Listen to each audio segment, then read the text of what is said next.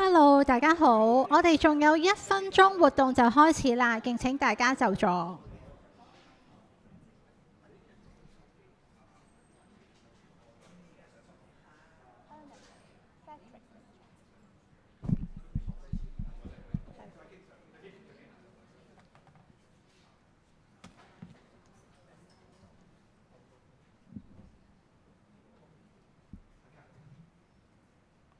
Hello，大家好，我係QF Support HRM 資委會嘅秘書 Annie，大家好。咁首先呢，今日好歡迎呢大家出席今日 HRM 教材套嘅簡介會啦。今日我哋見到好多好熟悉嘅面孔啊，有 HR 嘅管理層啦，亦都唔少咧係培訓機構做課程嘅專家。我相信大部分呢都係舊年12月嘅諮詢會呢度見過面㗎啦。咁我哋呢兩套教材套咧，經歷過上年咧12月嘅行業諮詢之後咧，我哋吸納咗好多寶貴嘅意見。咁資委會咧再進一步咧，佢優化我哋教材套嘅內容啦。與此同時咧，呢兩套教材套咧，亦都經過咗評審局嘅 quality moderation， 即係內容咧有個調色嘅。當中個過程咧，其實係有一個 HR 嘅專家啦，同埋學者去參與。我哋要確保咧呢兩套教材套咧都達到 QF 第4級嘅水平啦，質素有保證之餘咧，我哋亦都好希望咧呢兩套教材套係真正符合到行業嘅培訓需要。咁上年sorry啊，係啱啱舊年咧，我哋寫好咗草擬版本啦。咁經過一啲修正之後咧，我哋最後英文嘅版本咧就已經上個月咧擺咗喺我哋 QF 個網站㗎啦。咁中文版咧，我哋今年稍後咧，咁我哋都核對過啲 translation 係冇問題，我哋都會擺翻喺 QF 嘅網站。咁中英文版本都會俾大家使用嘅。咁今日我哋嘅內容咧都個半鐘短短地，但係都好豐富嘅。咁首先呢，我自己就會幫介紹咗 QF 啦，同埋我哋 HRM 嘅一啲發展。咁之後我就會交個時間呢俾 Eliza， 係我哋嘅專業撰寫人啦。咁佢詳細講解呢兩套教材套佢個內容嘅設計啦，同埋作為一個培訓導師或者係一個 HR 嘅同事，應該點樣應用呢兩套教材套嘅方法。咁之後咧，我哋仲有一個答問環節嘅。咁 Eliza 同埋我哋資歷架構秘書處嘅高級經理 Ernest 咧，會為大家主持。咁如果大家關於 QF 啦，或者我哋呢兩套教材套有咩問題咧，都可以喺呢個環節嗰度踴躍發問嘅。咁 Q&A 之後，大家都請留步，唔好走住啦。我哋今日咧仲有最後一個環節嘅。咁呢個環節係關於咧資委會咧會即將去更新我哋一個能力標準説明，即係 SES。咁我哋都好想藉着今日嘅機會啦，去收集大家咧對 HR 呢個行業嘅意見啦、培訓嘅睇法，咁有助我哋咧之後個修訂個版本咧更加貼合到行業嘅需要嘅。咁咧，容許我今日用好簡短2分鐘嘅時間講下 QF 嘅背景啦，再用都係幾分鐘嘅時間講解下咧，其實我哋成個資委會咧，其實佢成個發展嘅歷程。咁資歷架構咧，我哋係由教育局咧嘅一個政策嚟嘅，由08年推行至今，今年咧就啱啱第17年啦。咁我哋嘅目標咧，簡單幾個字可以去形容嘅，我哋去推動呢個持續進修、終身學習，好似8個字好簡單。不過咧，其實個過程好深遠，都係靠好多唔同業界去支持。咁我哋嘅政策咧係鼓勵僱主啦去認受 QF 嘅資歷，同時間咧我哋都好鼓勵培訓機構咧拎佢哋嘅課程，透過評審發展成為 QF 認可嘅資歷。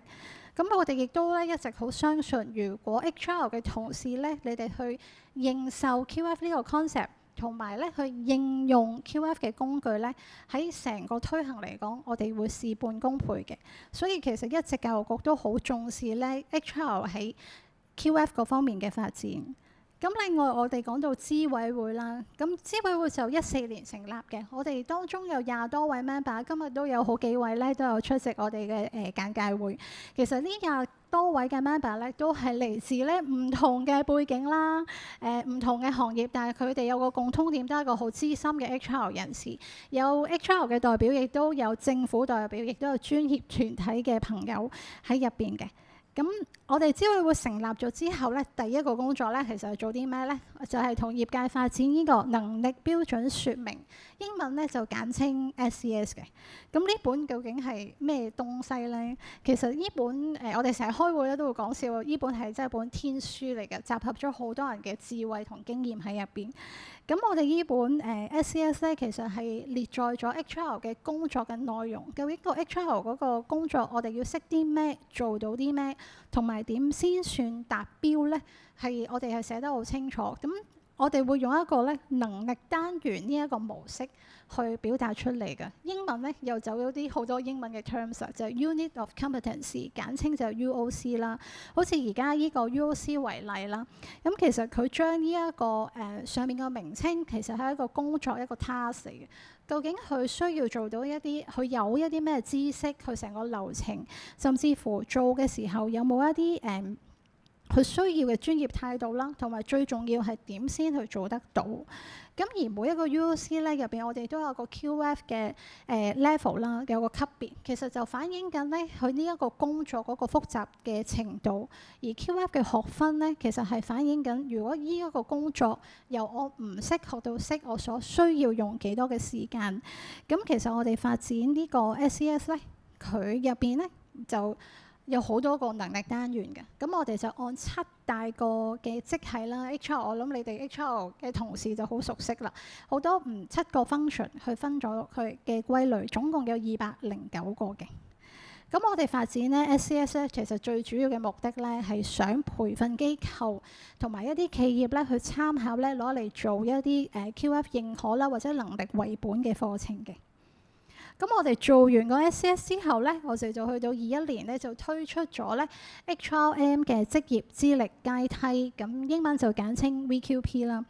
咁我哋當中咧就用咗3個職系，因為 HR 就當然唔係得3個職系啦。咁我哋就以呢3個職系咧為一個試點。咁啊，當中包括 HR 嘅 Generalist 啦、Talent Management 同埋 Workforce Planning 呢3個職系咧，我哋總共有12個工作崗位嘅，由比較基層嘅associate level 拍咗落 QF 嘅第3級，直至到去到 director 嘅 level 去到第6級，總共12個工作崗位。咁而每一個工作崗位咧，唔係淨係得個 title 嘅，我哋咧都配對咗一啲核心嘅能力，即係呢個崗位咧，佢最需要啲咩能力先做到咧？咁令到每一個崗位咧，佢個要求咧就更加清晰同埋透明。咁除咗希望咧令到多啲人去加入 HR 呢個行業之外咧，亦都可以俾到佢哋一啲在職嘅同事啦，HR 嘅同事，佢都會知道其實唔同嘅職系、唔同嘅崗位，其實佢所需具備啲咩能力。咁最主要嘅目的，我哋都好想一啲培訓機構或者企業咧，去參考呢個 VQP 咧，去製作一啲 QF 嘅課程啦。咁而呢一個我哋去到今日啦，大家都好想知道，咦，其實教材套係一啲咩咧？咁同埋頭先都提過好多次啊，點樣去發展一個 QF 認可嘅課程咧？咁我哋招委會咧就以當中 VQP 入邊咧 HR Officer 呢個崗位入邊，佢有啲核心嘅能力嘅，我哋就抽咗5個咧比較有培訓需求嘅 UOC 啦，去發展我哋呢2套嘅教材套。咁呢個教材套咧，其實好似一個我哋成日都會講，好似示範單位嘅。因為初頭未理解到教材套係一個咩概念，我哋其實利用咗VQP 入邊嘅核心嘅能力，做咗呢一個教材套。咁入邊我哋就向業界去示範啦，我哋用咗UOC 發展能力為本嘅課程。咁咧，可能有部分嘅同事咧係有睇過嗰本 SES Training Package， 應該係一本都咁上下厚度嘅。如果 print 出嚟嘅話，其實佢厚啫，但係唔係一本 textbook 嚟嘅。入邊咧個內容係好 comprehensive 啦，就包咗我哋有啲學習嘅成效、學習嘅內容，甚至乎係一啲評核嘅指引咧，都包晒喺入邊嘅。咁我哋都係想俾培訓機構或者企業去參考啦。特別咧，其實 Training Package 個定位係俾 trainer 咧，一個導師咧係用嚟參考，其實點樣去 run 一個 QF 認可嘅課程。咁講咁耐啦，咁有咩好處咧？咁我首先講下係呢兩套教材套咧，都完全係唔使錢，冇任何嘅費用，亦都冇任何嘅版權嘅問題嘅。咁因為已經我哋擺咗上 QF 個網站咧，咁就俾大家有興趣嘅人士咧，你哋都去使用啦。咁亦都希望幫到大家慳到一啲咧喺設計課程上邊嘅費用同埋時間嘅。咁第二樣嘢咧就係我哋會話係 accreditation friendly 嘅。咁意思即係咧，我哋呢兩套教材套咧其實已經經過咗評審局嘅調適，咁即係足以證明咧嗰個程度啦，同埋個質素咧已經達到第4級嘅水平㗎啦。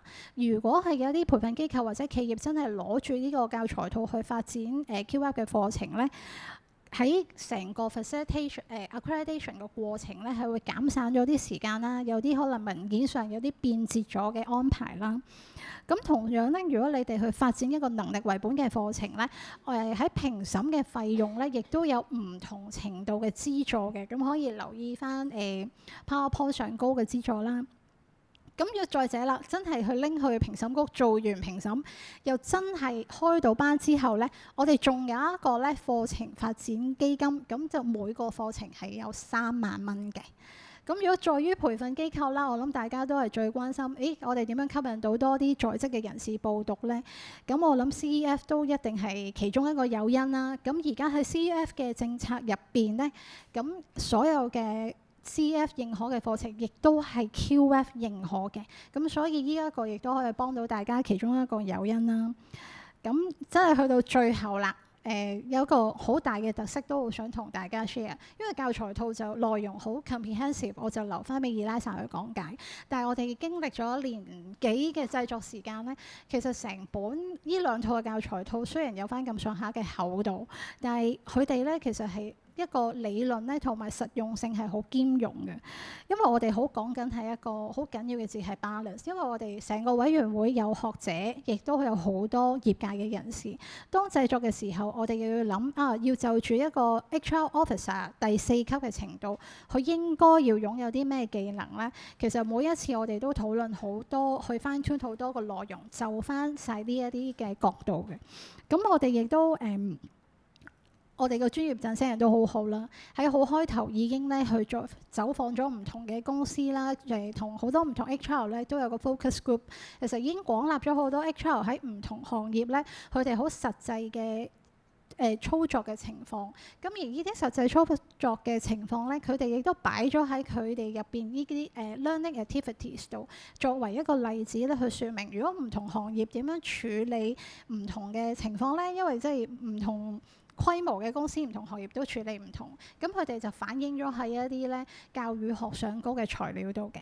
咁嗱，我今日簡單咧有關於我哋 QF 嘅一啲背景啦，同埋 HRM 咧我哋成個資委會嘅一個簡單嘅發展歷史，就同大家分享到呢一度先。咁我都唔阻你哋其實好想聽到阿 Eliza 親自精彩嘅表演，我而家請 Eliza 出嚟先。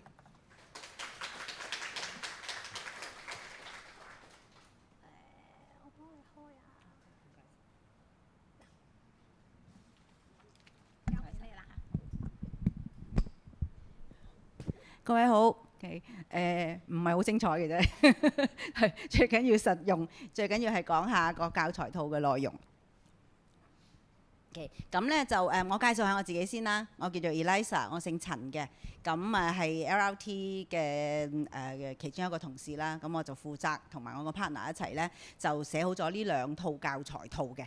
咁今日咧就會用一啲時間同大家分享一下個教材套嘅內容，同埋咧亦都會介紹一下，如果大家會利用呢個教材套作為一個基本，然之後再去develop自己應用嘅課程嘅時候呢，咁裏邊有啲乜嘢材料，有啲乜嘢參考嘅成分，大家可以然之後呢再去改良，同埋呢去配合實質嘅情況去應用嘅。好啦，咁呢度就係我哋呢45分鐘會講嘅內容嘅，咁包括嗰個教材套嘅內容啦，咁個組織結構係點啦？因為我哋講緊兩套，咁我哋盡量都係共通嘅地方咧，咁等大家容易啲理解。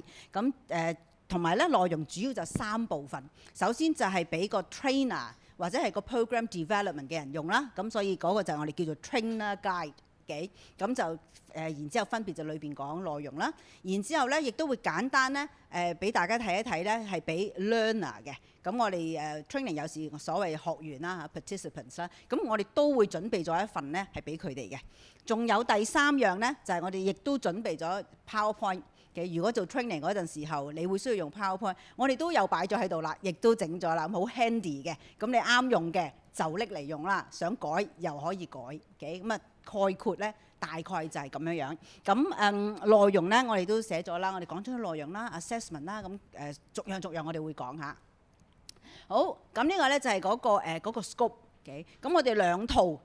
咁頭先咧亦都提過啦，咁因為呢個係一個 SCS base 嘅教材套，咁所以裏邊係依據住兩個題目。第一個題目咧就係 Staffing and Workforce Continuity 啦，OK。另外一邊咧就係Recruitment Practices，OK 呢兩部分。咁而呢兩部分咧適合嘅學員咧。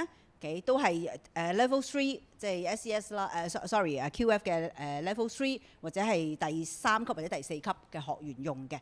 咁佢哋係歸落去依據住職業資歷階梯，係啦，就係咧HR generalist 啦嚇，呢一個啦，頭先咪介紹過嘅，有幾個工種嘅。呢一邊呢個工種或者係workforce planning 呢一邊嘅工種嘅，咁就。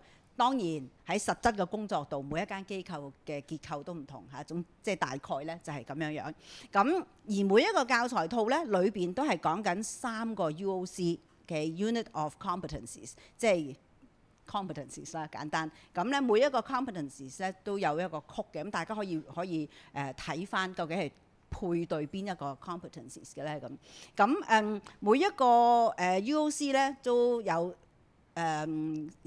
應該係4個 credit 嘅 ，OK， 咁即係每一個 credit 10個學習時數嘅，咁呢啲都係QF 佢哋已經訂立咗嗰個規模，咁大家可以計算嘅時候咧個時間可以比對翻。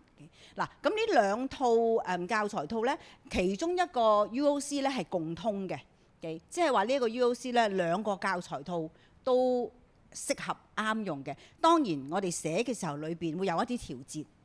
當喺 recruitment 嘅環境底下，收集市場嘅數據係點樣咧？咁喺 workforce planning 嗰陣時候嘅呢個收集市場數據嗰陣時又點樣咧？會有一啲嘅調節，但係基本上咧兩方面都適合嘅。好啦，呢度咧我哋頭先就係講啦，如果係俾trainer 嘅咧嘅成套教材嘅教材套咧，裏邊咧就有3部分，我哋可以主力去參考嘅。咁然之後咧。除此之外咧，我哋都仲有咧其他嘅資料，譬如有一啲 reference 啦，咁都擺咗喺裏邊嘅。咁如果大家再睇翻嘅時候 handy。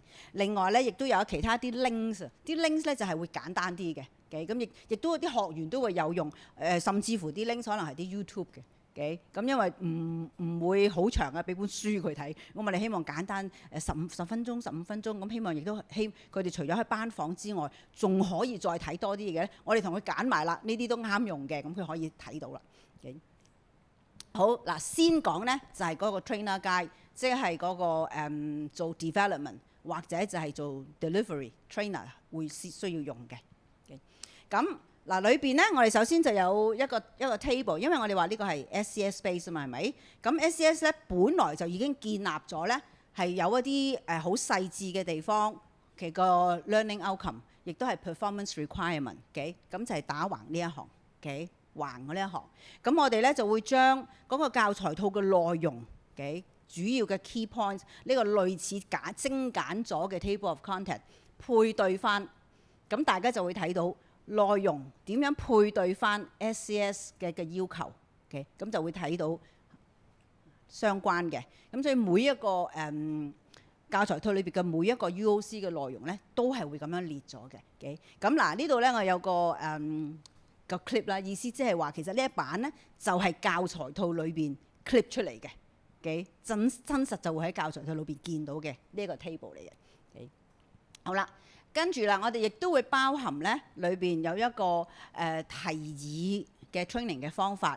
嗱，我哋每一個 UOC 咧就係4個 credit hour 啊嘛，咁所以3個 UOC，sorry， 4個 credit，3個 UOC OK， 咁就12個 credit， 咁總共咧係120個學習時數。咁我哋咧就提議咗咧呢個比例，就係班房嘅學習同埋班房以外嘅學習。咁呢個係一個比例嚟嘅。教材套主要就當然係集中喺班房嘅學習。咁但係大家做 training 同埋做即係 learning 嘅都理解，淨係靠班房唔夠㗎嘛。咁所以我哋亦都會建議其他嘅時間咧，OK，仲會做啲乜嘢嘢咧？上堂之前準備啊，其上完堂之後係點啊？佢自己仲要再揾多啲其他嘅資料啊，參考其他嘅資料啊，然後咧先至可以真係對嗰個題材真係有相應嘅認識。OK， 好啦，咁所以我哋個教材套主力咧就係關於班房個學習。好啦，咁每一套個教材套裏邊個內容係點樣樣呢？我哋逐樣咁等大家理解一下，同埋可以點樣用啦。嗱，首先第一部分，每一套係有3個 UOC， 但係我哋寫嗰陣時候呢，就預算咗每一個 UOC 可以係一個獨立嘅 module。即係話你唔講雖然一個教材套係一個題目，OK，但係如果你唔講晒3個 UOC， 你淨係講其中一個 OK， 本身係可以獨立用嘅，因為佢係一個 module。OK， 你講3個做晒又可以，咁就係3個 module 啦。咁但係變咗就有個靈活性，唔使一定用嗰陣時候咧，一定要講晒裏邊3個 UOC 嘅。嗱，當然3個 UOC 喺一個題目裏邊當然係相關啦。但係亦都可以獨立用咯，咁就變咗有個靈活性咯。好啦，咁裏邊內容係會點樣樣呢？概括嚟睇呢，我哋就會首先有一個 overview 啦，嗰個題目有個 overview， 然之後講下呢個題目主要有啲乜嘢 elements、key elements 主要嘅部分，跟住再每一個部分呢，再伸延落去講。咁然之後內容裏邊呢，我哋會盡量係講多啲例子啦，因為呢一套教材套係 HR competency 跨行業。即係話唔係特別某一個界某一個行業嘅，咁所以我哋會盡量喺個內容度有時講下呢個行業嘅例子，有時講下嗰個行業嘅例子，但係不能盡錄啦，當然。咁大家做 trainer 嗰陣時，你係邊個行業講翻自己嗰個多啲，但係我哋裏邊咧都會講一啲例子，主力係希望透過嗰啲例子咧，更加可以表達到究竟我哋想講咩咧咁樣。哦，原來係咁嘅情形啊，咁即係既係例子，亦都係去演繹一下究竟我哋想表達啲乜嘢啦。好，然之後咧，我哋亦都有 classroom activity 嘅。我哋係 training 啊嘛，係咪？即係唔係返學 lecture 啦？咁所以我哋好多咧係活動嘅。咁裏邊咧亦都會講有啲乜嘢活動，咁我哋一陣間會講噶啦。然後咧到後尾咧就係會頭先所講啦，有啲其他嘅學習嘅材料，有啲 links 啦、reference 啦。咁可以咧啲學員再另外再睇。咁跟住咧呢個教材套咧係會有唔同形式嘅 assessment 嘅。咁一陣間亦都係逐樣講啦。咁一個 package 一個 module 咧就有晒呢啲 elements。咁除此之外咧，我哋仲會有每一套 package 裏邊咧，即係3個 UOC 之後咧，有一個叫做 epilogue， 我哋叫佢做後記。意思就即係話未必同嗰個教材套嗰個題目直接有關。但係相當重要作為 HR， 譬如唔係講關於搜集市場資料喎，又唔係講關於 recruitment 喎，就係關於原來做 HR 咧，你又建立一個好好嘅 professional network 係好重要嘅。包括你想像翻你收集市場資料嘅時候，有啲人就係同行家傾翻嚟㗎嘛，咁 network 咪重要咯。咁所以我哋就擺喺後記嗰度。另外就係 mindset 啦、attitude 啦，譬如做 HR 亦都好重要嘅，就一定要所有資料一定要保密啦，係咪？我哋接觸咁多人嘅嘢啦，咁日常又要小心啲啦。就算翻工同同事之間呢個 account 呢個部門唔係你負責嘅，你都唔可以講嚇關於我見到呢個 candidate 乜啦，呢個同事係咁，即係呢啲咁樣嘅專業守則我哋都喺呢度提點一下都係HR 好重要嘅部分嚟，我哋就將佢擠咗落去後邊 epilogue 嗰度。好，咁跟住咧後尾我哋頭先提過啦，有 assessment 咧，如果正式成套最後即係好似大考咁樣咁講啦，就包括有3樣嘢嘅 multiple choice、long question、short question。咁一陣間亦都再詳細演繹啦。咁所以每一個教材套咧，大概就有呢啲部分啦。好啦，咁我哋又會俾啲 sample 大家睇下，究竟個內容係點樣樣。OK， 咁但係 so far 有冇地方我需要再elaborate？OK，all right，OK， 好，OK， 好啦，嗱呢個咧就內容我哋點樣表達，等大家知道個內容包括啲咩嘢咧？咁我用呢個 flow chart 表達啦。兩套應該就係6個UOC， 但係因為其中有2個係共同嘅，咁所以咧就即係有5個啦主力。譬如呢個例子，第一個係收集市場數據，個題目咧就係 Employment Market Trend and Issues that Affect Employment 嘅。咁咧呢個就係我哋成個內容個結構嚟嘅。咁我哋頭先就係話，首先講個 overview， 係因為題目呢個 package 呢個教材套就係講 staffing workforce continuity 點題啦，然之後跟住再講點解要咁重要，咁然之後有啲咩地方要注意。好啦，跟住我哋就會講啦，市場資料上邊就係講市場資料啦，喺乜嘢來源係會有呢啲資料，跟住再講呢啲資料會咩形式，可能係 quantitative， 可能係 qualitative。然之後我哋就要綜合去睇啦。咁但係呢個教材套除咗坐市場資料之外呢，我哋都講埋內部嘅資料，公司內部嘅資料。因為如果我哋真係要理解到對 market 對 employment 嘅影響，除咗睇內睇外睇外，睇 quantitative 睇 qualitative， 然之後綜合咗，咁你可能就會推算到睇到一啲 pattern， 睇到啲嘢。所以亦都可能會有啲 red flags 啊，有啲需要注意嘅地方啊，有啲 pattern 啊咁樣。咁所以嗱，你會見到嗰個範圍咧，比起嗰個 UOC 本身咧，可能會多少少嘅。如果嗰個題目係需要咁樣去演繹到嗰個重心，咁我哋就會咁樣去包含。好啦，呢個就係其中一個 UOC。好，同樣道理咧，另外。Staffing Workforce Continuity 第2個 UOC， 題目咧就係叫做 Execute Necessary Actions to Mitigate or Reduce People Risk。內容咧概括地係關於 talent management 嘅。咁所以咧，我哋亦都係一樣咁樣嘅模式，有一個 overview，然之後有咩意義，然之後主要有啲咩 key elements， 跟住就逐個 key elements 去講。然之後資料嘅來源喺邊啊？我要做呢啲嘢，資料來源喺邊啊？就係咁樣啦。OK， 呢個就係第2個 UOC。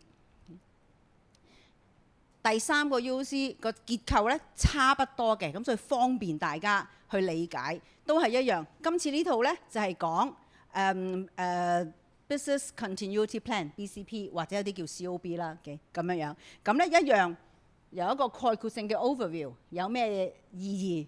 跟住 key elements， 逐個 key elements 去講資料來源喺邊，係咪？咁所以容易啲，大家可以掌握到每一套係點樣。咁嗱，呢個咧就係第1個教材套 staffing 嗰一個。咁同樣道理，第2個咧就係都係類似㗎啦。個範圍可能咧比QF Level 3或者 Level 4嘅學員嘅工作範圍咧可能會闊一啲嘅。係咪？因為你會見到收集市場資料做咁多嘅咩？CPP 係咪佢哋全部做晒啊 ？Talent Management 係咪佢哋做晒？但係因為我哋話呢個係 learning 嚟㗎嘛，學習啊嘛，咁所以我哋嘅目的咧就係希望，如果我哋成個學習嘅範圍只係淨係好窄咁講佢個工作範圍嘅話咧，對學習嚟講咧，就好似一個 puzzle 咁，你淨係俾一塊佢睇。佢都唔知點樣填入去個大 big picture 嗰度，咁所以咧嗰個內容咧可能係會闊一啲，等佢理解到喺學習嘅角度都知道。第2咧就係level 3、level 4亦都係啦，因為我哋跨行業，所以每一個行業、每一個機構，究竟呢一個level 嘅學員或者同事，究竟佢係肩負啲咩工作範圍？其實可能間機構都唔同嘅。有啲就可能係好專門嘅，有啲係好闊嘅。咁我哋亦都所以個內容講闊少少，亦都係希望有個靈活性啦。咁變咗你做得闊嘅，咁你咪知多啲咯。你係個工作係好 specific 嘅，好 specialized 嘅，咁亦都知道成件事係點樣發生。咁呢個就係嗰個目標。咁亦都希望知多啲啦，咁亦都希望可以鼓勵到，原來有啲嘢我唔識嘅喎，我而家嘅工作冇呢部分嘅喎，第時我喺間公司嗰度 career development， 我係咪想行呢部分呢？咁樣咁嗱，呢個亦都係希望喺佢學習嗰度咧，希望有啲鼓勵性。OK， 咁嗱，所以同樣道理，到 recruitment 嗰兩套咧，recruitment 嗰一套嗰3個 UOC 咧，都係咁樣嘅結構。嗱，第一個都係講市場資料，咁我哋唔重複啦。然之後咧，第二、第3咧就真係講 recruitment 嗰個步驟啦。咁其中一個咧就係成個步驟嘅前部分，咁所以亦都係一樣 overview、value 幾，跟住我哋就會介紹嗰個 process。咁但係前部分，因為成個 process 好多個步驟，咁我哋就即係本身個 UOC 咧係將佢拆開咗做2個 UOC 嘅。第一個 UOC 咧就由 job analysis 去到 job description、job specification，OK， 然之後資料來源。後來嗰個 UOC 咧就講埋後邊啦 ，job posting 以至到咧 offer employment，OK， 咁一路去嘅。OK， 咁嗱個結構係一樣嘅。你會見到都係 overview、value，OK， 個步驟有其他 steps 逐樣講，跟住咧呢度仲會再講埋 candidate tracking 啊、onboarding 啊、stakeholder management 啊，呢啲全部都會包晒落去㗎啦。然之後資料來源 ，OK， 咁嗱涵蓋咗呢幾個 flow chart 咧，就係講咗呢6個 UOC 個內容嘅範圍。OK， 好啦，然之後個內容真係個樣係點咧？嗱，呢個又係 clip 出嚟嘅。真係個教材套嘅一個樣，其中一版嚟嘅。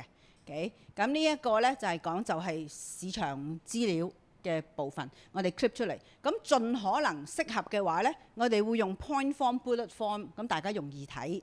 但係又唔可以淨係得 bullet point 嘅，因為淨係得 bullet point 冇前冇後，冇前文後理，好難明白想講啲乜係咪？咁所以我哋亦都有啲地方係會有文字嘅演繹。OK， 然之後盡量咧簡單。咁睇嗰陣時候咧就容易睇，OK， 好。然之後咧，我哋嘅內容咧有啲地方係都會特別係提點，呢一部分咧，我哋其實想 highlight 啲乜嘢嘅。咁我哋咧就會有，你見到有啲地方特別係俾 trainer 注意嘅，OK， 大隻少少、煲啲嘅。咁呢個位咧，其實係，我哋特別想講呢啲啊。咁嚇，如果適合嘅就應用啦咁。好啦，去到某一個題材嘅部分咧，我哋就會將班房嘅活動 classroom activity 咧，就喺個內容裏邊首先提議咗喺呢個位就做一個活動啦咁樣樣。OK， 咁呢個嗱，我哋都係話 recommend 啦。咁由大家 trainer 同埋設計嘅人決定你想唔想喺呢個位度做呢個遊戲。不過我哋嘅設計咧就建議喺呢個位，但係喺呢個位咧，我哋唔詳細講住。因為我哋要保留翻嗰個內容嘅連貫性嘅，咁所以我哋首先就簡單用一個 box 擺咗喺度。嗱，呢度咧就係會有咁嘅遊戲嘅，有一個練習。個練習大概係做啲乜嘢嘅，詳細嘅咧再揭去後邊揾。OK， 咁所以簡單啲，咁就唔會講下個內容，跟住又跳咗落去講活動，咁就斷咗嗰個連貫性。咁活動咧就係全部擠去後邊嘅，喺另一個 section 嘅。OK， 咁個樣咧大概就係咁樣樣啦。好啦 ，OK， 咁譬如活動咧係點樣咧？我哋每一個 UOC 咧都有大概3個4個嘅班房嘅活動嘅 ，OK， 咁亦都係啦，喺個教材套嘅後部分咧，我哋就會我哋亦都有個圖表，咁講翻嗰啲活動咧唔係為玩而玩嘅，係因為有啲配合翻嗰個學習要求 learning outcome。OK， 咁所以咧係亦都有有個 map， 咁大家可以睇到呢個活動係為咗達到邊一個 learning outcome。咁當然整體上講完 concept 做一個活動嘅就係強化嗰個 concept 嘅學習啦。咁呢個係固然大家做 training 必然係會用㗎啦。OK， 咁嗱，然之後咧呢個咧就亦都係個樣啦嚇。咁呢一邊就係 staffing 嘅教材套，OK， 右邊呢個咧就係 recruitment。我哋亦都俾一個 sample 嘅，個 sample 咧就係個內容咧就係頭先所講啦。講到某一個部分嘅時候，OK， 我哋有一啲信息係俾個 trainer 嘅，然之後一個格仔就係話嗱，我哋建議咧喺呢度做呢個活動啦，OK， 咁呢個活動，OK， 就去大概係做啲乜嘅。咁呢度亦都係一樣啦，可能係一個 table 講緊 recruitment channel， 然之後有一個活動係去 reinforce 翻我哋講緊關於 recruitment channel 嘅嘢。OK， 咁呢個係即係 clip 出嚟，等大家睇到。OK， 得 ，all right， 好啦。咁咧裏邊咧嗰啲活動嘅時候咧，OK，我哋會希望嗱，譬如好似呢個咁，我哋講緊 competence 嘅其實，咁個活動咧就係請佢寫關於做 HR officer 嘅 competence， 即係寫自己啦，即係學完自己啦，咁應該識寫咯。唔識寫嘅話，所以咪就係學咯。所以呢個就係個教材套啦。OK， 好。咁亦都有一啲咧，我哋會擺咗喺度嘅練習係一啲工作。咁有一啲地方咧就大家唔同行業嘅一陣間你睇咗嗰啲活動，可能你要改嘅，因為我哋喺呢度做一個參考，寫咗某一啲工作嘅形式。咁大家喺你哋個行業嘅、你哋嘅機構嘅時候，呢啲工作係咪適合嘅咧？唔適合嘅換咯。咁但係嗰個活動點樣玩法咧？咁我哋就擺晒喺度嘅。好。好啦，然之後咧就 OK， 成個教材套我哋話啦，後一部分咧就係將所有嘅練習擺喺講完內容之後，集中晒喺後邊。咁而家呢度咧就係啲後邊講關於啲練習點樣做噶啦。OK， 咁啊練習咧就係嗱又係啦，呢一邊係其中一個例子係 staffing 嗰個 package， 呢一邊係另一個例子關於 recruitment 嗰個 package 嘅。大體上都係類似，就係有 instruction， 就係頭先我哋嗰個 box 見到嗰個練習，叫佢寫嗰個 instruction 出嚟，點樣將佢分組啦，或者 in-house 得一個人或者兩個人啦。然之後我哋咧俾咗一個 sample 嘅 table， 咁呢啲 table 咧就係叫佢寫 HR competency 嘅 HR officer 嘅 competency。咁當然呢個 table 已經俾咗一個 category， 咁其實亦都係。唔係 that means 佢哋唔係 from scratch 咯，係嘛？已經有少少 tips 嚟，你就由呢幾個類型嗰度諗啦，咁樣樣。OK， 好嗱，呢邊咧亦都係一樣。OK， 我哋有一個 list 嘅工作，你請呢啲位用邊個渠道去請人？你覺得最好啊？或者邊一啲渠道去請？未必係一個啦，好多個渠道嘅。用邊個方法去請係最好啊？咁呢啲 jobs 咧，OK， 咁大家調節咯。啱用嘅就可以照用嘅，係特別嗰個行業嘅你改咯嘅，咁可以做到。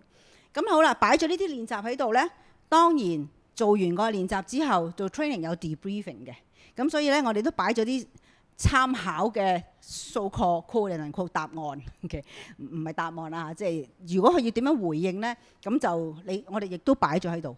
OK， 咁譬如頭先所講啦，呢啲 jobs 我哋可以建議用呢啲方法。HR competencies 有啲乜嘢嘢啊？譬如我哋亦都擺咗喺度 ，alright， 咁亦都希望可以慳翻大家準備嘅時間。Okay？ 甚至乎做 debriefing 嘅時候，我哋都會同學員傾偈嘅，問一啲問題，等佢再依據住呢個活動再諗多啲嘢嘅。有啲咩問題可以問啊？我哋都擺咗喺度參考。嗱，當然呢啲係參考，唔係全部問晒，自己決定。做 trainer 做 program design 嘅，你去決定，或者當場嗰陣時候視乎學員嘅情況，邊啲問題係適合再 stimulate 佢諗多啲嘢嘅。我哋有啲問題都擺咗喺度啦。咁呢啲活動有啲咩特色呢？個重點喺邊呢？我哋有個 notes 擺咗喺個 box 嗰度，俾 trainer 去參考。注意嘅，我點解擺呢個活動喺度？我哋想點？呢個活動，譬如我哋知道呢個活動咧，稍稍係深少少嘅。我哋知道呢個活動咧，就係希望攞到佢哋嘅awareness 嘅咁。舉個例，咁我哋就擺晒喺度。OK， 咁大家知道個設計個諗法。OK， 好啦，內容係咁啦。OK， 亦都有啲例子俾大家參考咗啦。Apploop 咧，咁呢度亦都係有兩部分 professional network。咁我哋就會講professional 㗎啦對外㗎啦，同埋 virtual 嘅。而家有個 virtual 嘅 network 㗎嘛，咁我哋都會包含嘅。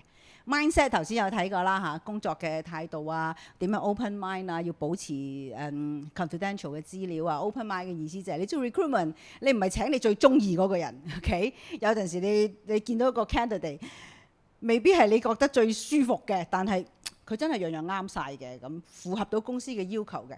舉個例啊，咁呢個咧就係我哋講 professional attitude。Alright，OK， 好啦，嚟到 assessment 啦。OK， 嚟到 assessment 啦。assessment 咧就我哋有兩部分嘅。OK， 第一部分上邊就係班房嘅活動，喺每一個 UOC 包含咗喺裏邊啦。我哋頭先介紹咗嗰啲活動。OK， 第二部分咧就係結尾 pen and paper， 真係咧。呢三種嘅，咁嗱，用另一個角度去講，就即係話我哋頭先介紹咗班房活動，即係話班房活動咧係有兩個目的。兩個作用，兩個意義。一個意義就係活動，OK 係咪？講到某一個題材，我哋做一啲活動，咁我哋就去 reinforce 翻鞏固翻我哋講緊嘅內容。但係同一時間呢，佢亦都係一個 assessment 嚟嘅。點解呢？因為嗰啲活動亦都可以睇到識做與唔識做，亦都反映咗咁，即係理唔理解講嘅時候個內容係講緊啲乜？OK，咁同埋咧，亦都加少少興趣啦，有啲分數喺度，咁咧認真啲啦。OK，因為有少少有分數、有成績嘅、有結果嘅話，咁對嗰個活動又會認真啲，俾啲心機。OK，同埋咧有陣時係如果係一班人嘅。咁有小組活動嘅，亦都可以幫助本身就係一個 networking 嘅 activity 啦。同埋亦都可以等佢識多啲朋友啊。有啲活動我哋可以俾佢，你即場喺 online 揾資料都冇所謂嘅。嗱，總之你揾到咪得咯。咁所以咧嗰啲活動既係活動，亦係 assessment 嚟嘅。然之後咧就再加埋咧就係 pen and paper 啦。咁嗱，我哋由頭先亦都提到，每一個 UOC 係一個獨立嘅 module，可以獨立咁用嘅。咁點樣應用呢啲 assessment 嘅問題呢？咁我哋咧就會考慮咗唔同嘅 scenario 嘅。咁我一陣間咧就會同大家講噶啦。嗱，譬如呢度首先講翻兩類型嘅 assessment。我哋又俾咗啲乜嘢資料俾大家參考嘅呢？呢一版呢，就係講緊班房活動嘅 assessment。既然係班房活動，咁又有計分咯喎，咁點呢？咁嗱呢一個 table 下邊啦嚇，就係 clip 出嚟嘅，所以喺個教材套裏邊已經準備咗呢張分紙啊，即係所謂 OK。咁每一個活動究竟係點樣計分？我哋頭先所介紹嘅活動喺個內容嗰度嘅後部分，我哋已經講咗點樣計分㗎啦。1分、2分、3分，個人分、組織分、團體分。好啦。咁然之後呢，我哋準備咗一個圖表。譬如呢個 UOC 原來有5個練習，唔知有幾多個學員啦。A、B、C 一路數落去啦。咁然之後每一個活動攞到幾多分，計翻分。然之後仲有一個可能性呢，就係 trainer 俾嘅加分，因為 trainer 可以係咪？即係你有啲 observation，佢成組都贏咗，攞到呢個分。不過呢一個咧特別投入嘅，亦都值得可以仲有鼓勵分添，咁有個空間嘅。咁總分係點樣樣咧？咁然之後我哋做咗一個例子嘅。如果其中一個學員喺呢個活動裏邊最可能最高分嘅呢個 UOC，佢可以攞到幾多分？咁我哋亦都擺咗個 sample，咁大家可以睇到嘅。嗱，當然所有嘅大家都可以調節嘅。你喜歡嘅將佢調節一下，冇問題嘅。好啦。然之後 pen and paper 嗰個 assessment 係用咩形式出現呢？3種。第一種我哋睇中間嗰行，中間嗰個 column。首先係選擇題，然之後短問題，跟住長問題嘅3類型。個設計嘅理念呢，就係選擇題，即係話有 tips 幫你嘅選擇啊嘛，係咪？即係邊個呢？咁咪就得俾你揀啦。短問題就即係冇 tips 啦，你要自己講啦。第3個長問題就即係盡力係應用咯嘅，因為我哋將會係擺咗一個叫做 scenario base， 好似一個簡單嘅 case 咁。如果喺咁嘅情況底下，你會點呢？咁然之後計分。OK， 好啦，睇個例子嚇。OK， 好。sorry， 我撳錯掣，對不起，應該係呢一個，應該係咁。好，睇下啦，大家識唔識答呢？呢條問題選擇題呢個啦，做 multiple choice 呢，最憎係呢啲問題啦，因為唔係 A、B、C、D 直揀，而係A 係1+2，B 係2+3，C 係3、4、5，即係所以呢，所謂 multiple choice 其實都要諗一諗嘅。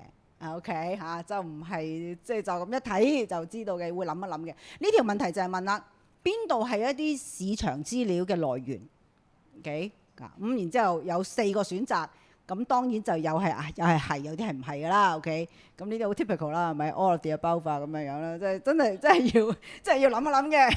OK 啦，我咧考試就最憎做呢啲 multiple choice 啦。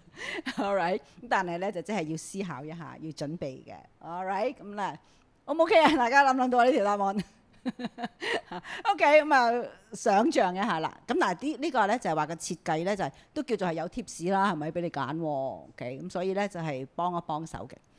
下邊咧就係短問題嘅類型啦。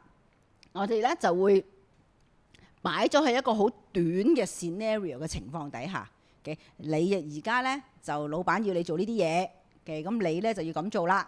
咁所以咧舉一啲例出嚟，你會揾啲咩嘢啊？咁當然喺個教材套個內容裏邊咧，實在當然係多過呢個數嘅。OK，所以就唔係要佢刮盡個腦裏邊寫晒出嚟嘅，可能咧個內容裏邊有8個9個 point 嘅，喺呢度我哋請佢寫5個。OK， 即係有得走盞啦，唔係太難啦。OK， 咁同樣道理呢個係另外一條問題啦。又係啦，你個部門咧原來需要做一個 manpower planning 喎，咁喎，咁咧你會覺得有邊幾種 employment type 啊？咁當然係唔止啦，咁我哋只係要佢寫3種啫。OK， 咁啊有啲空間可以走盞嘅。OK， 咁嗱呢個咧就係multiple choice short question 啦。OK， 咁好啦，長問題又如何咧？咁嗱呢個咧就係節錄嘅，唔係全部，因為係有一個簡單嘅 case 啊嘛，咁所以我唔成個 case 寫晒出嚟，如果唔係啲好細粒。咁但係概括嚟講咧，個 case 就類似有間咁嘅公司，又有咁樣嘅情形，咁你會點做啊？咁我哋當然亦都會俾少少 tips。嗱，當你諗你會點做嘅時候，考慮下呢啲啦，咁樣。咁再加埋咧，其實類似咁樣嘅個案啦，其實喺班房活動裏邊咧，都應該其中類似有一個活動玩過嘅。OK， 咁所以變咗唔會係咁懶，你整個 case 要佢 apply， 即刻要佢諗晒佢要點做啊咁。班房活動嗰陣時咧，都已經玩過類似嘅。OK， 當然唔一樣啦。OK， 類似咁佢如果記得咁就用翻同樣嗰個模式，同樣嘅原則。嘅咁樣咧，佢都可以諗到，識得可以應用到，可以答到。咁長嘅問題其實係希望幫佢手應用，即係淨唔係好似翻學上堂咁，淨係記住嗰啲 concept、啲 key points。OK， 咁就係咁樣啦。OK， 咁呢個就係 pen and paper。OK， 好啦，兩樣加埋，如果我想獨立逐個 module 嚟用，咁點用咧？兩個可能性。第一， trainer 或者設計嘅，如果你想係一個教材套3個 UOC， 你會講晒嘅。OK， 無論你係連續講晒又好，1個禮拜之內分3日、2個禮拜 whatever， 總之你打算用晒嘅。OK， 咁即係話你每一個 UOC 都會玩有班房活動啦。OK， 咁即係話班房活動嗰啲計分應用到咯。咁3個 UOC 你會講晒，咁就3個 UOC 裏邊嘅班房活動13個活動你都有分數記錄啦。留翻最後 pen and paper 嗰個咧就係最後啦。Okay？ 因為我哋 pen and paper 咧裏邊咧嗰啲問題全部都係 by UOC 寫嘅，即係話 multiple choice， 譬如有24題嘅裏邊有8題係第一個 UOC， 另外8題第二個 UOC。第3個8題係第3個 UOC， 分開咗講到明嘅。OK， 咁但係如果你係一次過講用教晒3個 UOC 咧，就唔使揀啦。咁總之到最後全部考晒咁就得㗎啦。OK， 咁就一口氣用晒。好啦，第二個可能性，你 by module 咁樣用，你淨係講一個 module 啫。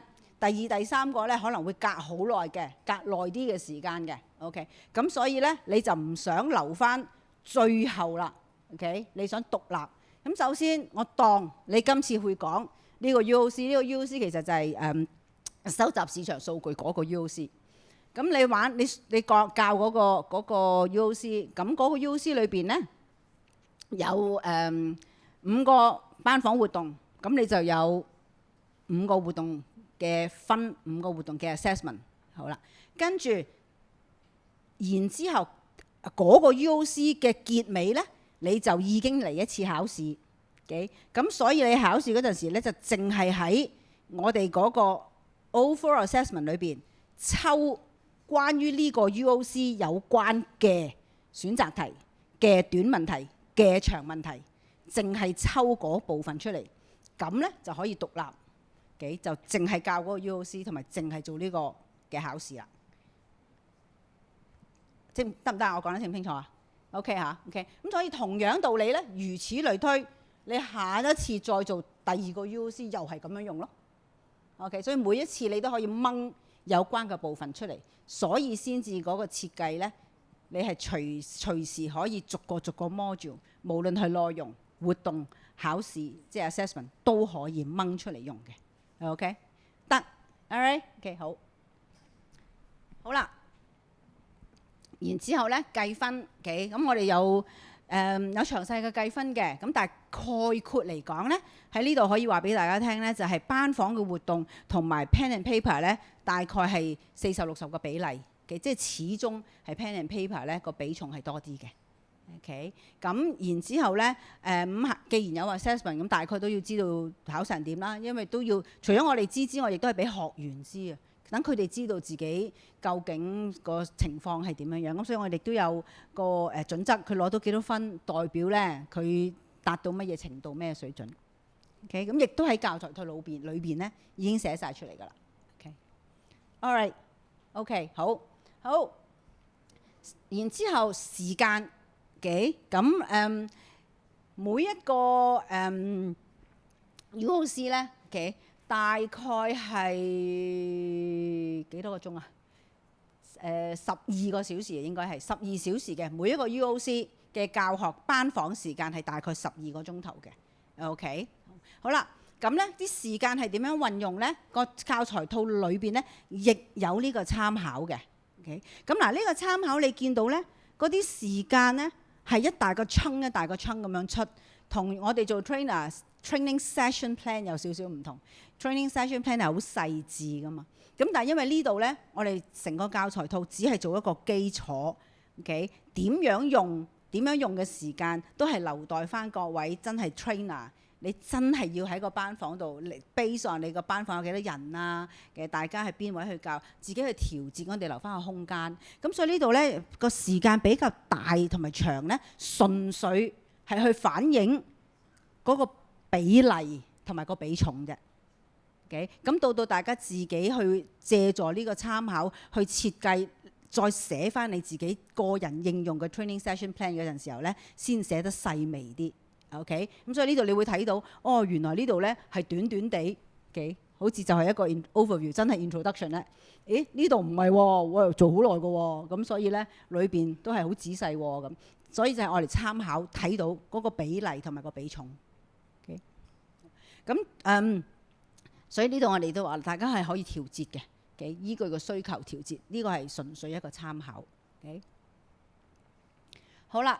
然之後，OK， 到其他嘅資料啦，因為我哋話 after all， 我哋都係得班房時間得12小時，仲要係包埋活動，OK， 咁所以仲想識其他多啲嘢呢，我哋有3類型，最頂嘅就係一啲簡單嘅材料 ，OK， 班房以外佢可以再睇。咁頭先我哋提過，你呢度都會見到啦，咦係啲 YouTube 嚟嘅喎。或者 online article 喎，咁因為我哋就係啦，希望簡單先至可以令到學員有興趣 click 入去睇嘅，所以咧就特登係揾一啲 online 短地一睇嗰個 online 嘅 article， 可能10分鐘就睇完㗎啦，5分鐘就睇完㗎啦，其實亦都唔複雜嘅。YouTube 就更加啦，係咪？我哋亦都唔會揀一啲1個鐘頭嗰啲 YouTube 片啊，唔係咁長嗰啲嚟嘅，都係短地嘅。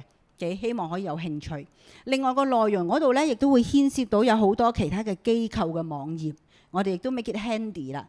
雖然佢自己都可以 search 到，但係我哋咧都擺埋喺度啦。OK， 包括大家都會見到啦嚇，入境處啊，其實 equal opportunity 啊，咁全部我哋都基本上有關嘅咧，我哋都會擺咗喺度，亦都係一 click 就係有關嗰部分，咁佢就會入到去嗰度嘅，咁就唔使再 search 添啦。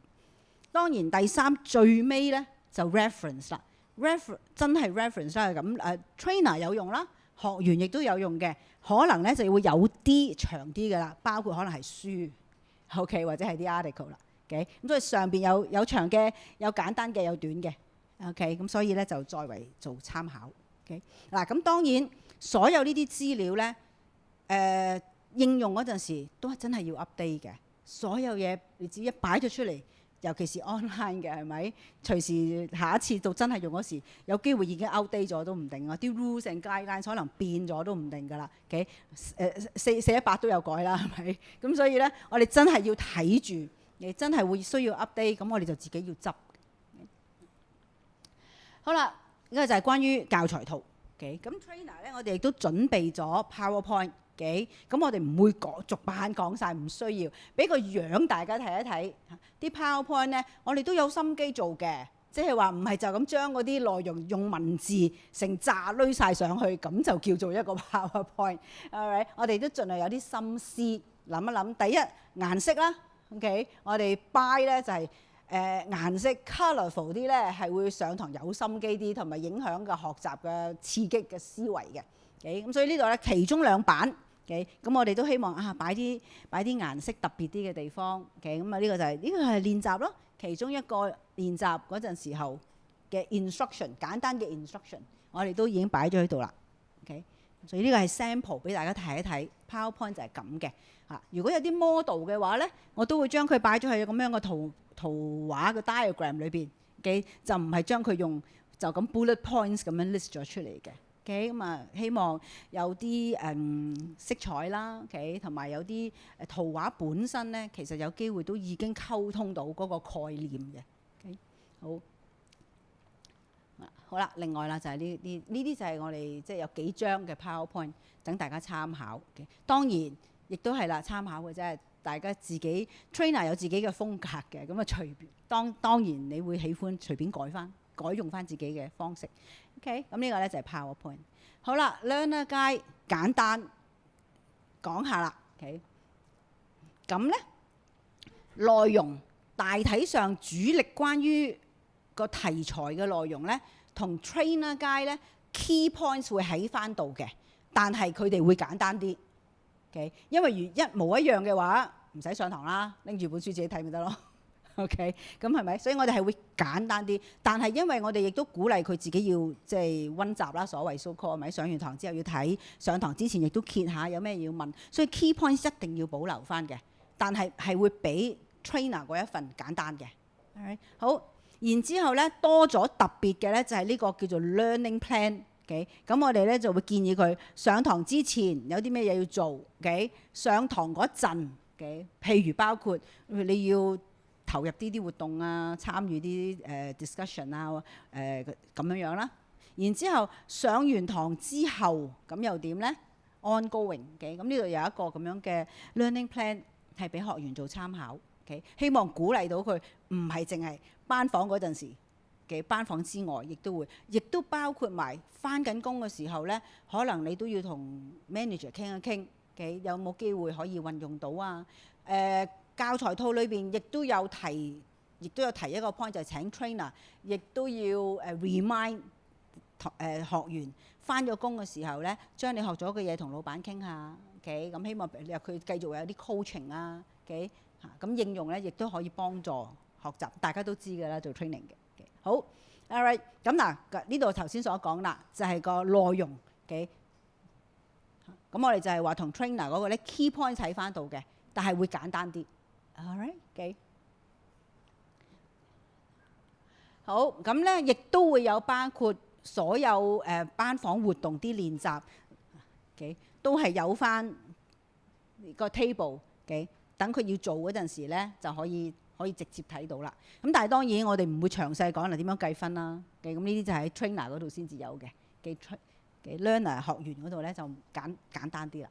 咁所以兩者之間個分別就係咁。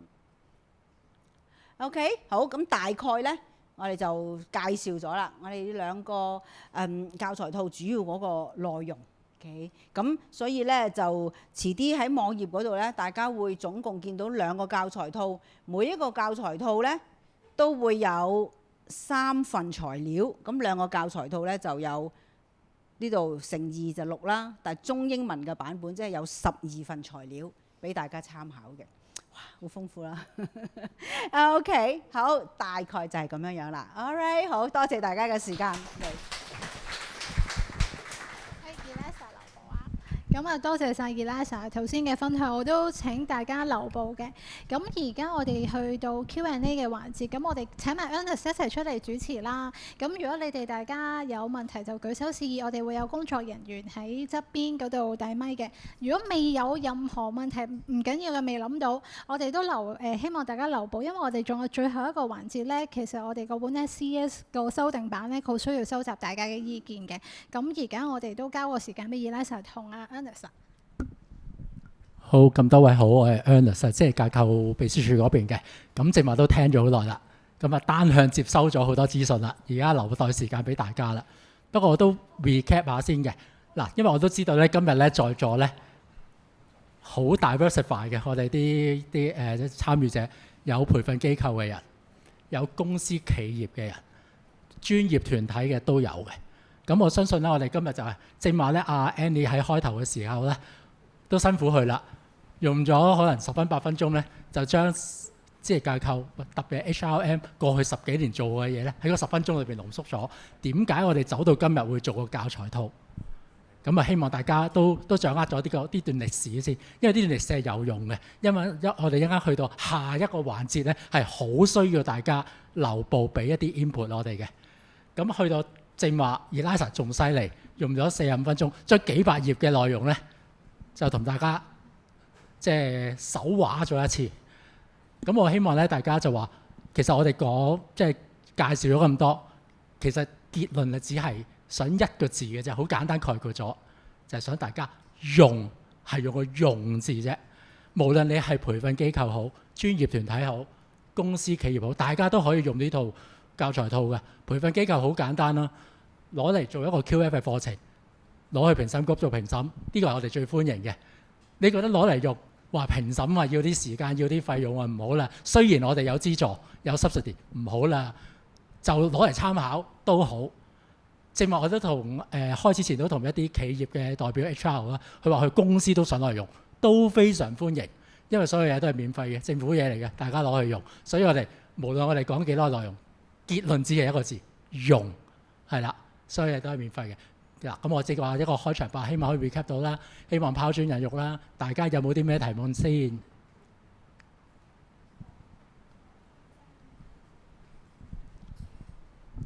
？Hello， 我叫 Pius， 我都想回應翻 Ernest 先一個字，我哋有用到嘅。係啊，我係康業服務有限公司嘅物業管理公司 under 新地嘅。咁我哋其實都想分享少少啦。問題之前，我哋而家做招聘同做晉升都會用呢套 SCS 做一個標準，係咪？因為咁難得做咗出嚟，咁攞嚟評審啲同事都係個好事。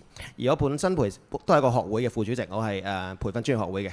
我哋有個叫 Certified Trainer Scheme， 即係一啲 trainer 而家想 certify 過嚟要俾啲資料我哋都係跟住 SCS 去做評審嘅，咁所以都分享翻個資訊先。而我個問題係，我想知道，因為而家啲創新科技越嚟越犀利啊，即係有可能有啲 AI 嘅元素啦，有啲 VR、AR 嘅元素啦。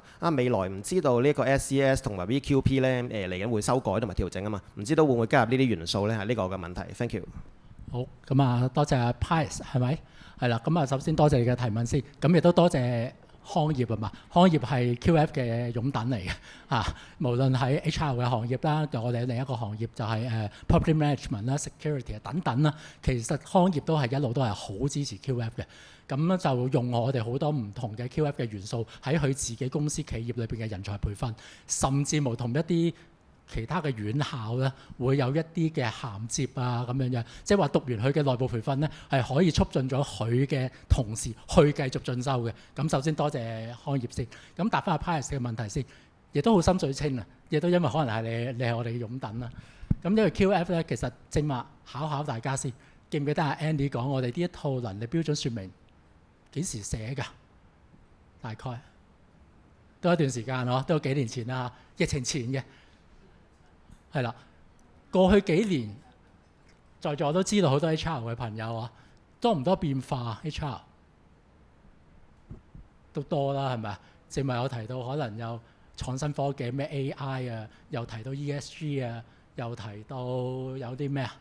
以前可能疫情前都冇話嗰啲叫做咩在家工作嘅，即係原來而家在家工作係有可以出糧嘅。以前我即係冇諗過嘅。即係其實我諗對 HR 嚟講都有好大嘅變化。正因為咁，其實我哋 SCS 係我哋一個基石嚟嘅。點解我哋做咁多 VQP 好或者係教材套好咧？SCS 係我哋嘅基石，咁所以我哋一定需要呢個基石係與時並進嘅。咁所以咧，我哋點解我哋一陣間有下一個環節咧？到時我哋會請我哋嘅委員啦、Phyllis 啦嚟到去做一個 facilitator 去 facilitate 嘅角色。我哋都希望就住我哋呢一套都已經做咗出嚟幾年嘅一個能力標準説明，係咪仲係 update 咧？裏邊有冇一啲 HR 嘅 aspect 我哋需要去更新咧？我哋嚟緊，我哋係打算做一個能力標準説明嘅更新，但係我哋係需要大家嘅 input。點解咧？因為先認咗先，我唔係 HR 人 ，Annie 都唔係。但係我哋去主理呢個行業，對我嚟講都好頭痛。我哋係需要在座咁多位 HR 嘅朋友，培訓機構點解都有 insight？ 你哋平時你哋啲客仔，喂 HR 課程邊啲有培訓需要，你哋最清楚㗎啦。企業亦都最清楚㗎啦。究竟你哋請嘅 HR 人，究竟係需要啲乜嘢最新鮮滾熱辣嘅能力咧？希望你哋可以俾到一啲 insight 我哋喺嚟緊，我哋去 review 我哋呢一套能力標準説明嘅時候咧，我哋確保裏邊嘅內容係更新嘅，係 update 嘅，起碼同埋有若干嘅前瞻性。咩叫若干嘅前瞻性咧？我哋希望做呢套嘢，好似正話 Eliza 講過，好衰嘅，呢啲嘢一寫出嚟，一擺咗上 website 咧，已經係 outdate 㗎啦。因為今時今日所有嘢，大家都有用 AI 㗎，係咪？即係2年前我哋都仲係講緊 ChatGPT， 今時今日我哋講 DeepSeek 喎。其實日日都有唔同嘅 AI 工具，其實好難，我哋一做出嚟嘅嘢係永遠係 update 嘅。但係我哋希望咧，透過大家俾我哋嘅智慧，我哋寫嘅內容咧，唔單止係今日 valid， 起碼喺可見將來幾年都係 valid 嘅。咁呢個係需要大家一陣間喺下一個環節俾到一啲 insight 我哋嘅，好冇？我答得比較長咗，唔好意思，睇下仲冇其他嘅問題。同埋咧，我補充少少啊，佢哋真係好認真嘅，同埋個 committee 咧，成日都我哋寫教材套嗰陣時咧，即係提我哋，喂，個市場而家係有啲咩嘢咧？最緊要寫啲最新嘅嘢。咁所以我哋喺譬如舉個例 recruitment 嘅時候，我哋都會講裏邊有包括有AI Gen 嘅 job posting 啦，OK， 裏邊咧亦都會有講到用 HR apps 啦嘅點樣用 HR apps 做 recruitment 啦，咁都會有講嘅，我哋都會有講嘅。其實當然即係再遲啲嘅時候，佢個功效可能會再進一步，咁又有啲唔同。但係而家我哋都已經 cater 到，又將呢啲 elements 咧擠咗落去。或者我都代咁多位問。唔介意我問Eliza問題啦，林唔係做妹嘅，我林成嗱，其實大家在座多數係培訓機構，培訓機構最關心係咩？開個班有冇人讀嘅啫，最關心係呢樣嘢係嘛？咁呢一個嗱，其實 HR 裏邊咧，以我好皮毛嘅知識，其實兩類人嚟嘅，有一類咧就可能大學本科，因為而家就 HR 好多都已經係大學生嚟㗎啦，佢都讀 HR 㗎啦，咁我點解仲要讀一個呢個課程咧？如果但係亦都有一啲嘅 HR，因為 HR 亦都係一個好包容性嘅一個專業嚟嘅，亦都有好多做 HR 嘅人，佢本科未必係讀 HR 嘅，佢可能係同其他嘅專業嘅。OK， 咁如果呢個課程咁對啲兩類嘅人啊，嗰個受眾係咪真係有培訓需要？即係或者你呢個教材裏邊點可以 cater for 咗啲兩類培同埋仲有一個特性喎 ？HR 咧個行業都需要嘅嚇。大企又需要，中小企都有人做 HR。咁其實呢個教材裏邊點樣可以 cater for 到唔同嘅受眾裏面嘅內容？點樣可以涵蓋得到咧？可唔可以賣花讚花香？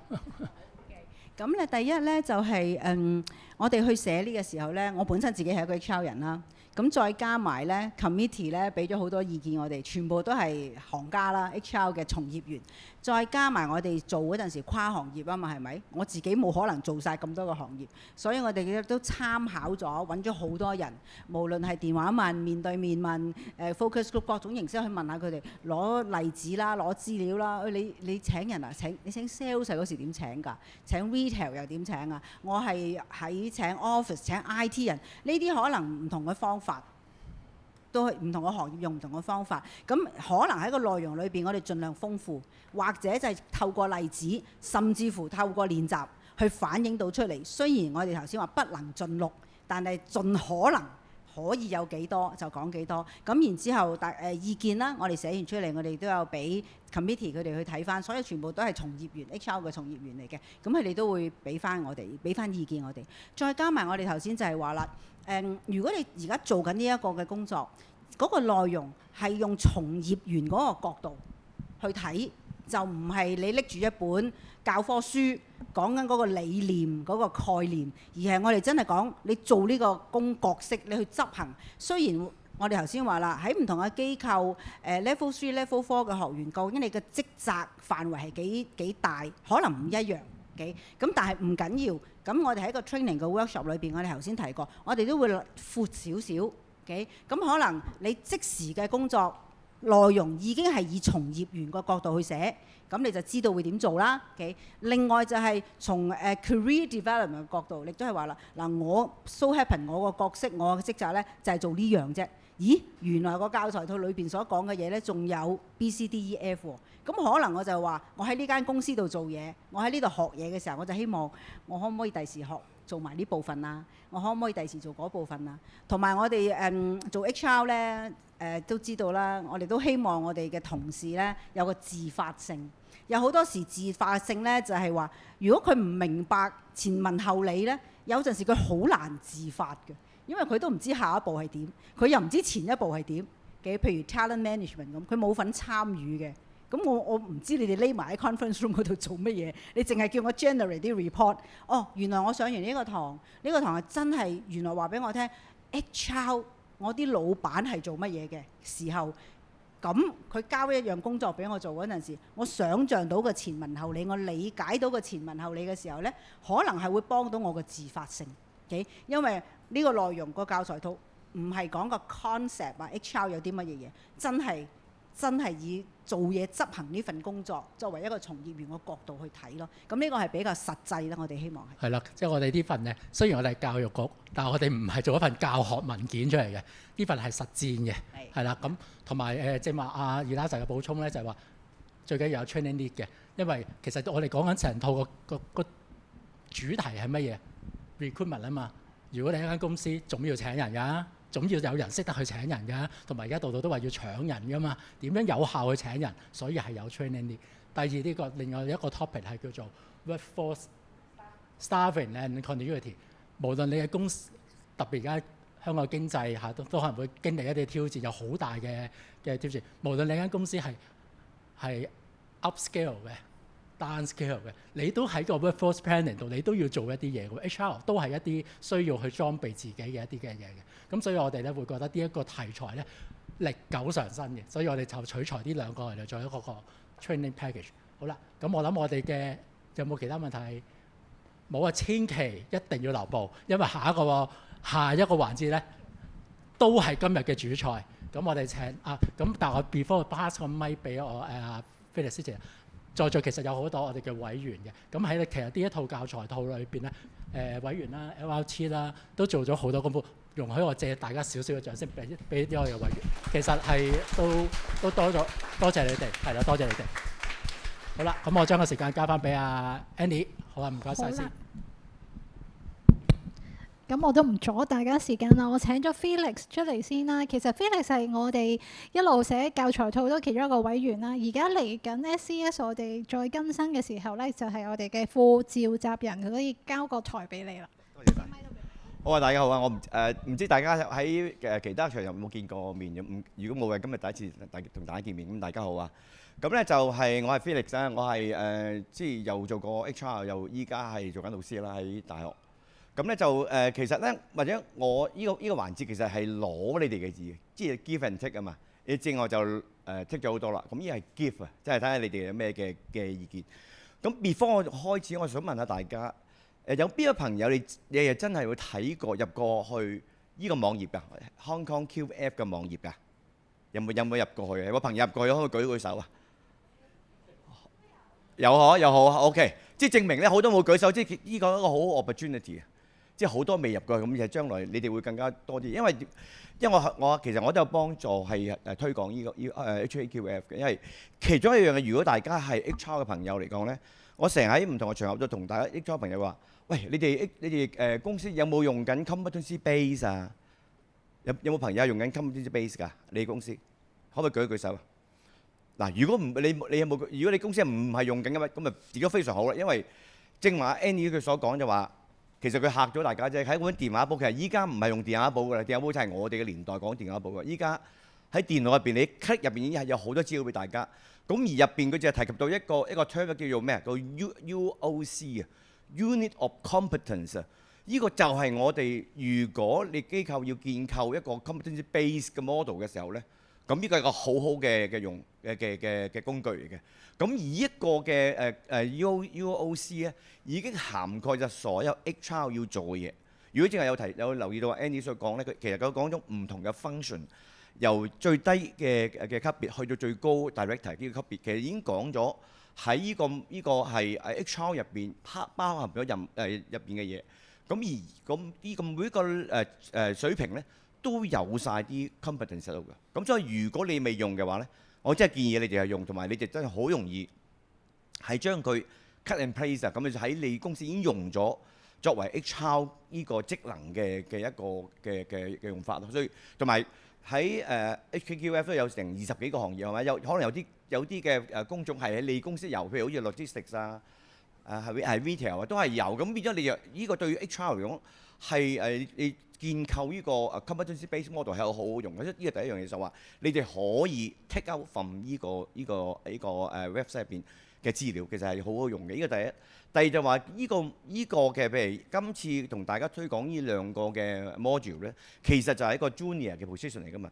咁你可以睇到話全部。如果再深化啲嘅話，我哋可以由嗰度再延伸開去再高 level。因為其實正話有朋友問個問題就話係，即係讀完一個 bachelor major in HRM 係咪已經完咧？其實就唔係噶嘛，因為你睇翻個 level 有唔同 level 噶嘛，所以呢個 competency base 就有咁好處，同埋呢個 QF 亦都咁好處就話，除咗你攞咗你本科學歷之外，你仲可以要上 master 或者再上 postgraduate 嘅，可以透過呢方面嘅嘢咯。咁就係從呢兩個嘅 module，我哋希望可以從中一個叫做一個啟蒙，或者係一個等大家係可以從中可以將佢，如果你機構係公司你嘅 training 嘅 function 係大嘅話，你可以自己將佢演化成再加埋其他方面引申去唔同 level 嘅，你都可以將佢做咯。呢個就係我哋希望可以帶出嚟嘅嘢咯。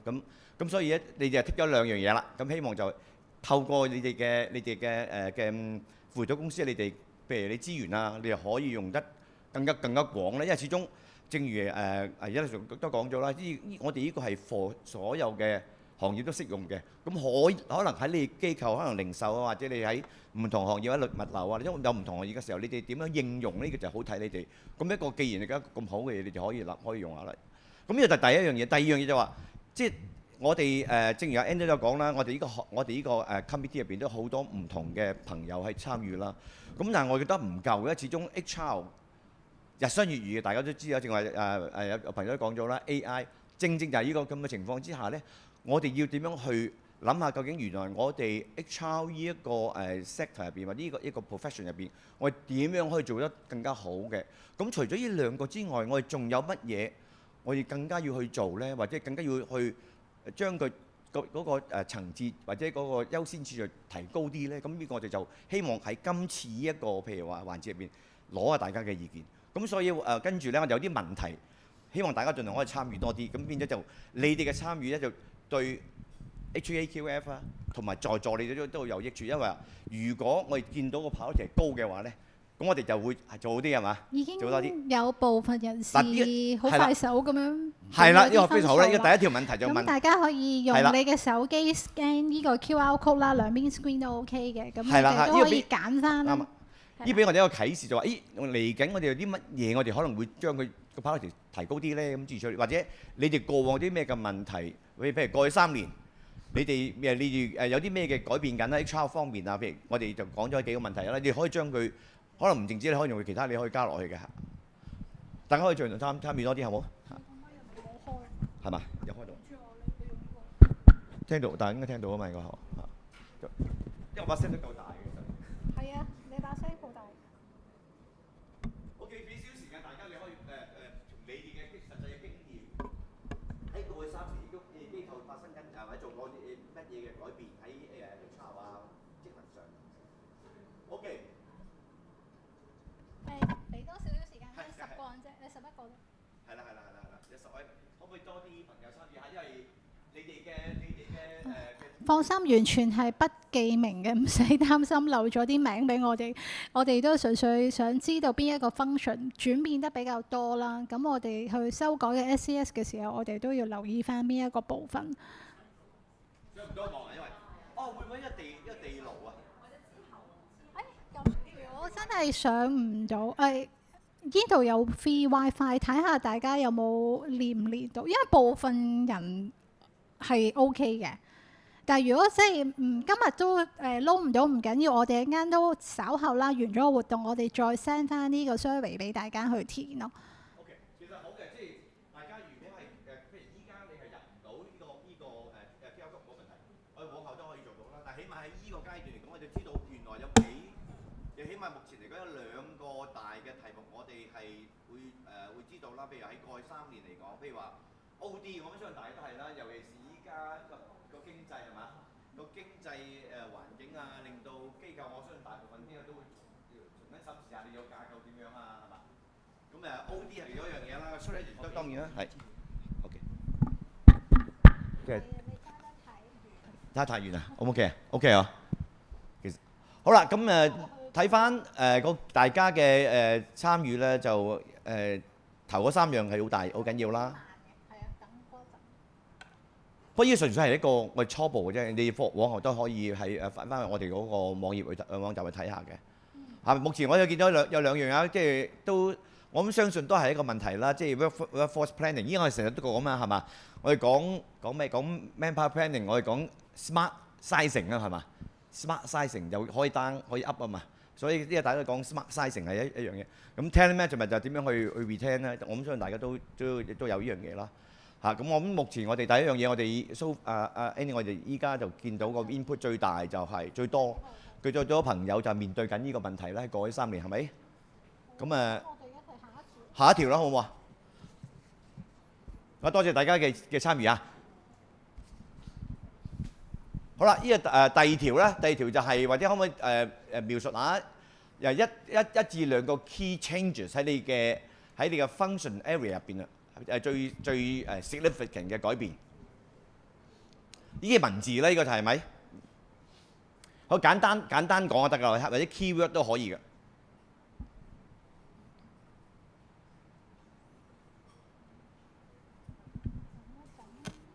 係啦，有2位朋友填緊，可唔可以其他嘅朋友可唔可以填？唔係可能個電話。係啊，我知，可以理解。係啦，原來我哋攞地牢係。呢個就係 contingency plan 啊，都係啊。OK， 或者會唔會 typing 係比較耐啲咧？不如我哋有冇第二條？應該第二條係有啲。OK。OK， 有朋友都講啦，即係我相信絕大部分嘅朋友都可能都會同意啦。個 AI application 其實即係喺唔同行業你都可能面對嘅問題就話，喂，究竟 AI 有幾多？我有幾多個工種係被 AI 係去取替咧？包唔包括我哋自己嗰份工咧？即係 AI 嗰個影響係可以好大啦。咁呢個其中一樣嘢啦。咁由 AI 嘅改變，譬如對我哋 HR 都好大嘅喎。譬如第一件事係話，咦，會唔會我哋個 job design 已經係改變咗？當我哋做 job analysis 啊，我有 JD 啊，我 JS 啊，已經改變咗。咁呢個都會受呢個 AI 嘅影響啦。仲有就係 talent management，talent management 就可以好廣泛，即係由佢acquisition 去到 retention 啦。staff turnover 啦。increasing workload 即係有 workload 好過冇 workload 係咪？係咩？即係 rush hour 係危險過 rush hour 係咪危險啲㗎？burn out 就好啲喎，burn out 仲有嘢做嘛 ？rush out 即係你冇乜嘢做喎，冇乜嘢做，可能隨時你嗰份工都可能就冇㗎喎。staff shortage，我呢個就talent acquisition 個問題，同埋我諗有啲機構或者我以前嘅機構都係啦，即係如果有 shortage 會唔會諗下有一啲 process 去取代，或者係其他嘅 technology 去取代啦？OK， 起碼都知道有啲方向性嘅嘢啦。Digital 都係同我哋今日嗰兩個 module 都係好有關係嘅，係咪 ？Workforce planning 啊，係啊，係啦，係第三條。多謝大家意見先啊。第三條就係有咩嘅譬如我哋 HR 啦，我 HR 我哋其中一個 role 係咩啊？就 change agent 啊嘛，係咪？好啦，有啲咩我哋需要 upskill 我哋自己咧？如果從我哋 HR 自己為例，咁亦都係可以幫助到我哋。譬如話，如果我哋將來制定啲教材套，我哋點樣可以做好，或者點樣寫得更加好，我哋 HR 方面嘅 training 嘅 packages 啊 AI application 啦嚇。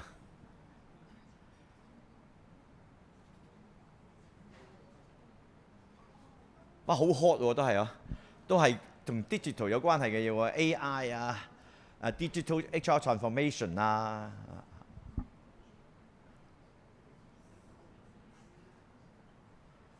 以前曾經都好 hit 嘅 HR analytics 係咪你哋已經係 take it is a base 啊 ？HR analytics 已經係咪 basic 啦已經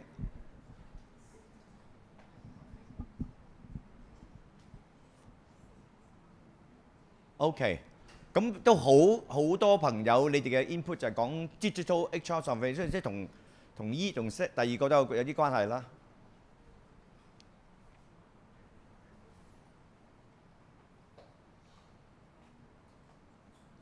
我哋大致亦都係咁啦，係咪？大致啦，係啦，即係支持其呢兩者，我相信第一二名都係好有密切嘅關係。咁大嚇。問多一條啦，好冇？因為唔好阻大家時間。係啊，真係。係啊 ，OK。不如我問多最後一條問題，唔好阻大家嘅時間，同埋始終嗰個WiFi 都唔係咁 stable。問多最後一條問題，唔好阻大家嘅時間喎。都起碼你哋 so far 俾到知道，我哋都好可以係好好嘅參考俾我哋。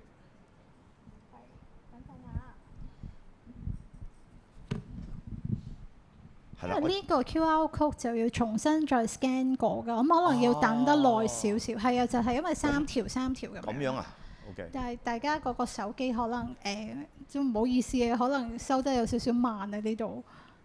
我哋等一等，大家都有人答到嘅。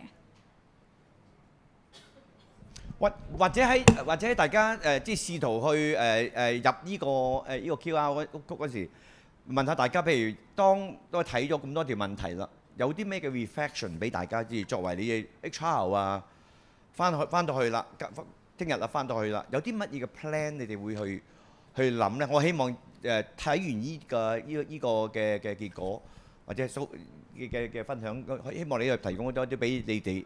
將來譬如做 HR 或者 strategy 嘅 development 啊，都有一啲嘅啟示啦。咁當然啦，即係又翻轉頭就話，即係如果朋友你未入過我哋個 HKQF 嗰個網頁，真係希望去睇下，因為嗰度真係可以好多樣嘢嘅嚇。好似多人答。哦，咁好啦，咁就好啦。即係咪其他人冇 access 啊？第一次佢哋話第一條問題撈得耐啲。哦 ，OK。第二條問題佢哋快少少。係咯，係咯。係啊，OK， 都有11位嘅朋友，有2個 ranking。我哋仲有幾位，我哋等埋。係咯，係咯。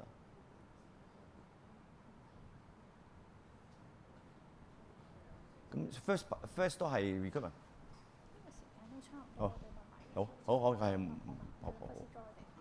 好。咁個 ranking 都係啦，即係睇翻個都係recruitment learning development。OK， 咁希望即係呢一個嘅大家嘅參與咧，俾我哋 QF 嘅朋友啊，我哋 committee 入邊有一啲嘅啟示，變咗我哋點樣去做嚟緊嘅時間，我哋點樣將我哋嘅工作去分配得更加好，希望可以從用家嘅角度去睇啦。因為始終我哋做出嚟個結果都係你哋用嘅，咁希望即係當然咧，我哋唔好話止於今日啦，即係往後。當阿 Annie 佢等呢個 QR code 上翻喺我哋個網頁嗰度，希望大家都繼續可以俾一啲意見我哋，因為你哋嘅參與對將來嗰個製成品嘅影響係好大嘅。咁大家都係既然做緊 HR 嘅，我哋都希望將我哋嘅 HR 更加專業啦，好嘛？所以多謝大家今日嘅意見，好嘛？多謝晒。我交俾大會啦。好啦，咁今日我哋真係成個簡介會咧都係結束咗，咁好多謝大家咧都抽空嚟出席啦，個半鐘頭好豐富嘅內容，好多你哋都聽咗好多嘢走啦。咁其實我哋都真係委員會用咗年幾嘅時間去製作呢兩套教材圖，都好希望回應翻 Ernest 咁，記得去好好善用啦 whatever 你去做一個真係 QF 認可嘅課程，或者 in-house 你攞嚟做參考做課程嘅內容。咁我哋期待下一次呢，希望今年仲有機會同各位 HR 喺唔同場合嘅見面啦。多謝晒。